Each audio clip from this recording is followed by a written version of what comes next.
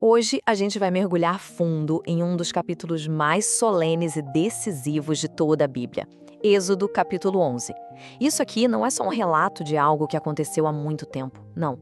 É o anúncio de um momento que estava prestes a mudar absolutamente tudo. É o silêncio que vem antes do trovão. Sabe aquela sensação de prender o ar um segundo antes de algo grande acontecer? Pois é. Êxodo 11 é exatamente isso. É a respiração funda antes do impacto. Tente imaginar a cena, um silêncio pesado, tenso, pairando sobre a nação mais poderosa daquela época. A praga final ainda não chegou, mas o ponto crucial é este. Naquele momento, tudo já estava decidido. A verdade é que a conclusão aqui já é inevitável. O faraó já perdeu. Ele pode até estar sentado no trono dele, cercado de todo o poder e de toda a glória, mas o veredito divino já foi proclamado. A justiça está a caminho. E ela não vem como um caos sem controle, mas como um juízo que foi anunciado passo a passo. E assim, a gente chega na noite antes do juízo. É nesse momento que Deus faz o seu anúncio final, uma última advertência que carrega o peso de tudo que veio antes e de tudo que está por vir. A forma como Deus fala aqui é muito importante.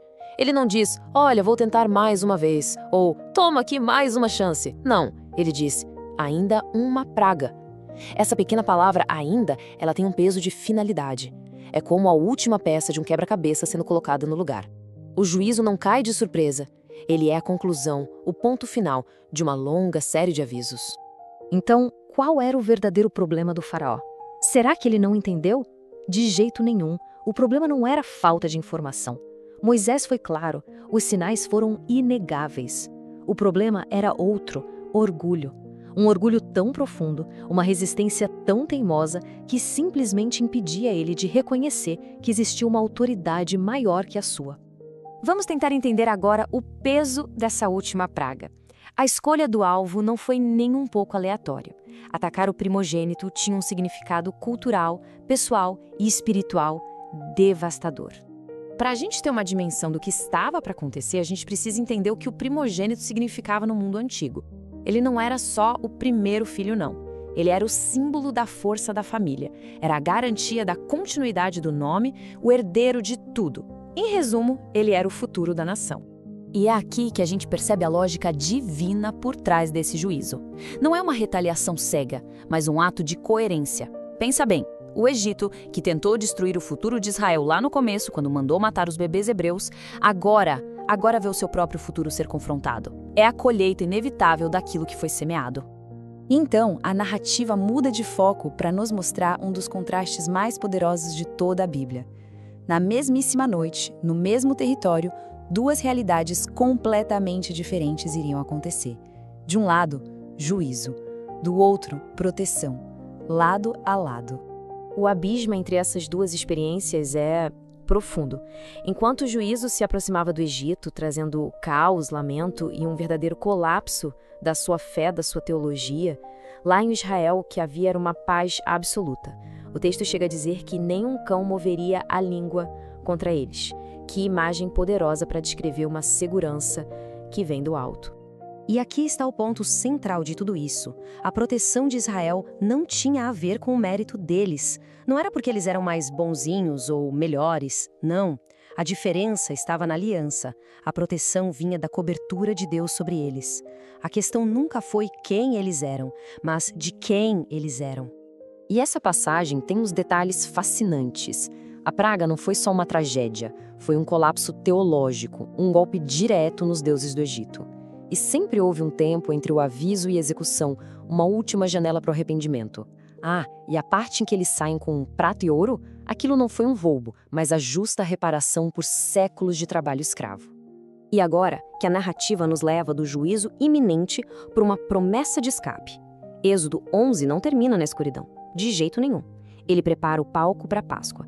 E a Páscoa, por sua vez, é uma grande seta apontando diretamente para a obra de Cristo. No fim das contas, a pergunta que Êxodo 11 coloca na mesa é essa. Diante de um juízo que é justo e inevitável, só existem duas opções. Ou a sentença é executada, ou alguém é coberto por um substituto. Não existe uma terceira via. E aqui está a diferença mais profunda e mais crucial de todas. Os primogênitos de Israel foram poupados porque o sangue de um cordeiro substituto os cobriu. Mas o primogênito de Deus, Jesus Cristo, ele não foi poupado. Ele se tornou o cordeiro para que o juízo que era nosso caísse inteiramente sobre ele. Essa frase resume a esperança que pulsa no coração desse capítulo tão sério. Sim, o juízo é uma realidade. A santidade de Deus exige isso. Mas o amor de Deus é tão grande, que Ele mesmo providencia o caminho de escape. Só que essa história não fica lá no Egito Antigo. Ela ecoa dentro de nós. A narrativa do faraó, na verdade, funciona como um espelho que reflete a nossa própria condição. A história do faraó nos joga uma pergunta bem desconfortável, mas necessária. Quantos avisos uma pessoa pode receber antes de finalmente obedecer? O faraó ouviu, ele entendeu, ele sentiu na pele as consequências e ainda assim o coração dele resistiu.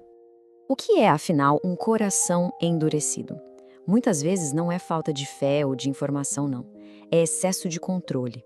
É a recusa em entregar o trono do próprio eu, a preferência por perder tudo a ter que perder o controle. E assim a gente termina essa análise de Êxodo 11 com essa verdade definitiva. A história nos mostra um Deus que é incrivelmente paciente, mas que também é santo e decidido.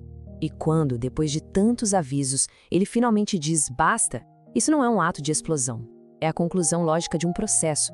A noite foi longa para o Egito, mas ela não foi sem propósito. E o sangue nas portas? Bem, essa é a história que vem a seguir.